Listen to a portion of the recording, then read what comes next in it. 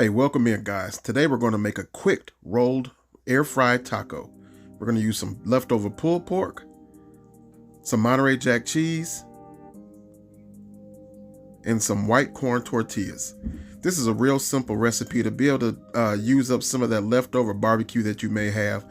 You could use leftover pork, chicken, beef, whatever you got, or you can actually just make some fresh chicken, beef, or pork and shred it yourself. But we had some leftover pulled pork, so that's what we're going to do.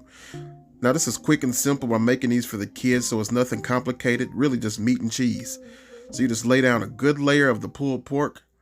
This pork, it does not have any sauce in it. It is really moist. I didn't need to add any sauce, so a nice layer of the pork. Then you're going to put down a nice layer of that Monterey Jack cheese. You can use whatever kind of cheese you like, but that Monterey Jack does have a little bit of a pull to it. It's kind of stringy, so the kids like that, and that's why we use that. So you just go ahead and make those, roll those puppies up. Get them all together like we've got going on here.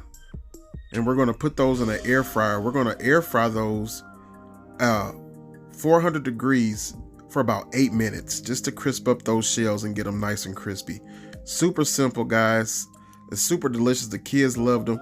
So, you know, like I said, I recommend you guys try this, especially if you have kids or if you just want to make a quick snack. So now we've got them all rolled up. All we're going to do now, like I said, we're going to go ahead and spray our rack with a little bit of extra virgin olive oil spray. And you're just going to lay them down evenly. You want to make sure that you kind of have them not touching, spread out. That way they can kind of cook evenly, and the air can get all the way around them.